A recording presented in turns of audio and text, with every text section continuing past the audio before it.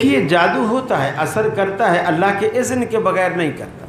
آپ اس کا توڑ رکھیں، آپ آیت الکرسی پڑھیں، بھلے جانوروں پہ بھی آپ پھونک دیں، آیت الکرسی پڑھیں، آخری 2 سورتیں ہیں وہ پڑھیں، جادو کا باپ بھی کچھ نہیں بگاڑ سکتا۔ رسول اللہ صلی اللہ علیہ وسلم پر بھی اگر اس کے اثرات ہوئے تھے تو اس وقت جب اللہ نے یہ 2 صورتیں نہیں اتاری تھیں، جب اللہ نے یہ 2 صورتیں اتار دیں، اور اتاری ہی اسی لیے تھی، ہم استعمال نہیں کرتے، ہم پڑھتے نہیں ہیں۔ اللہ کے رسول نے فرمایا کون اس پر عمل کرتا؟ اتنا آسان نسخہ ہے۔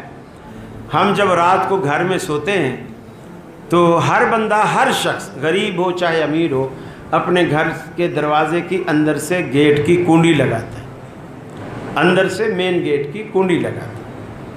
اللہ کے رسول نے فرمایا قسم ہے اس ذات کی جس کے قبضے میں، جس کے ہاتھ میں میں محمد صلی اللہ علیہ وسلم کی جان ہے، جس گھر کی کنڈی بسم اللہ پڑھ کر لگائی گئی ہو، شیطان اس گھر کی دہلیز کو پار ہی نہیں کر سکتا۔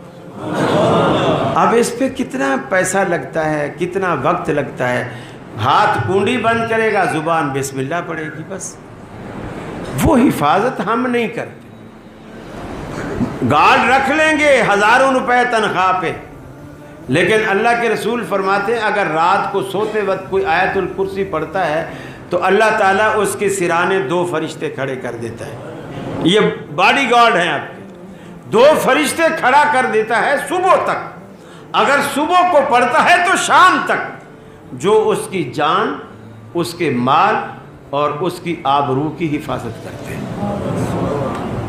لیکن ہمیں یقین ہی نہیں ہے رسول اللہ صلی اللہ علیہ وسلم کی بات پر۔